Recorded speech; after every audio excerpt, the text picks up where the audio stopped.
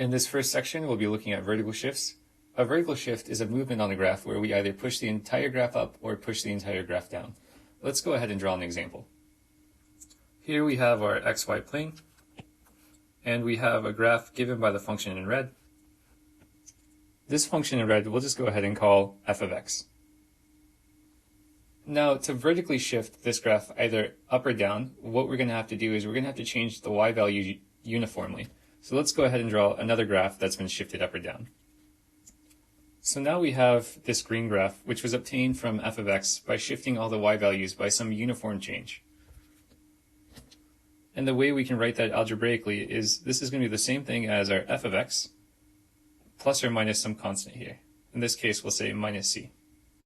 So let's go ahead and summarize this on the next page.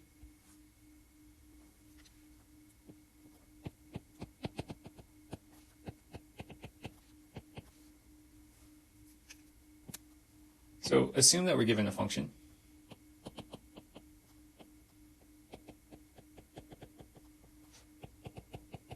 Then we have two options here. We can either again shift our graph up or shift our graph down.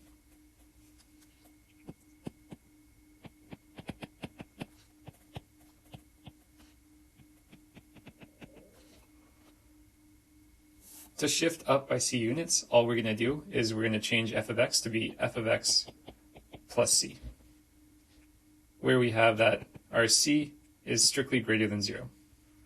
And we're going to do the same thing to shift it down. To shift down our graph by c units, we're going to add f of x plus c, where c is going to be a negative number.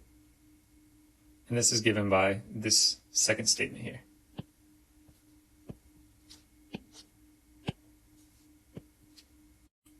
So let's look at two examples real fast.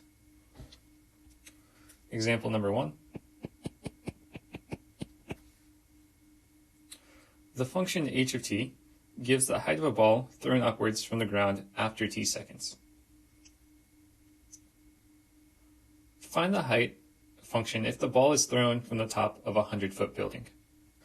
Here we're assuming that it's still modeled with the same motion equation. So let's look at the solution to this. Initially, what we're given is a function h of t, which is equal to a negative 4.9 t squared plus 10t. We can go ahead and sketch this graph. The graph of this equation will look something like this.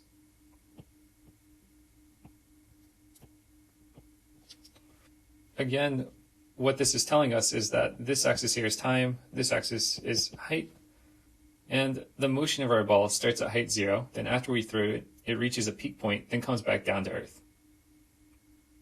So the question is asking us, well, if this is what happens if we throw a ball on level ground, what's going to happen if we throw a ball from a 100-foot tall building? Well, this is going to be seen as follows. We're going to have a new function. We'll call this time h of 1 of t. Again, it's going to have the same motion, negative 4.9 t squared plus 10t. But now our height is going to start at 100 feet. So we just add 100 feet. And the graph of our new function will look something like this.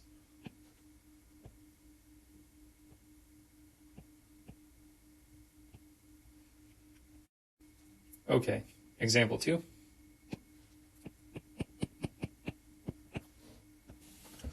Sketch the graph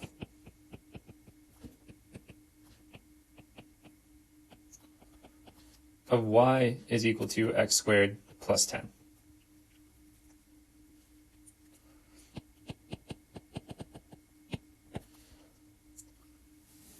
While we know the original graph is just given by y is equal to x squared and we add 10 to it, to sketch this graph, the easiest way to do this is always just by step.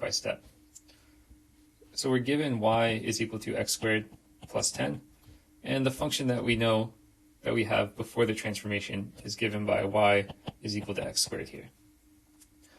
Let me go ahead and draw the graph of each of these functions, and we'll see again how this changes.